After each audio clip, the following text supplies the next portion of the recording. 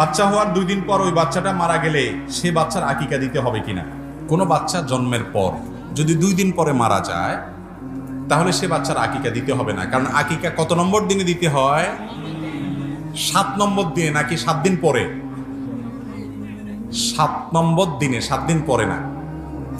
আকিকা দিতে হয় 7ম দিনে। 7ম দিন মানে হলো যেই দিনে জন্মগ্রহণ করেছে, যেই বারে জন্মগ্রহণ করেছে, সপ্তাহের ওই বারের আগের বারটা। ধরেন কথার কথা শুক্রবারে জন্মগ্রহণ করেছে, তাহলে আকিকা হবে পরের বৃহস্পতিবার, কারণ শুক্রবার 1, শনিবার 2, সোমবার 3, মঙ্গলবার 4, বুধবার 5, বৃহস্পতিবার 6।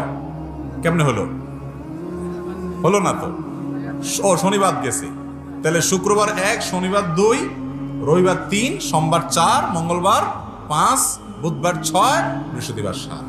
যেই বারে জন্মগ্রহণ করবে আকিকা হবে তার আগের বার। মনে থাকবে তো? সহজ হিসাব। শনিবারে জন্মগ্রহণ করছে বাচ্চা, তাহলে আকিকা হবে কি বারে? শুক্রবারে, 7ম দিনে। এখন বাচ্চা জন্মের পরে যদি 2 দিন পরে দুনিয়া থেকেই চলে যায়, তাহলে তো আর আকিকা দেওয়ার সুযোগই থাকলো না, তাই না? এই জন্য তার আর আকিকা দিতে হবে না।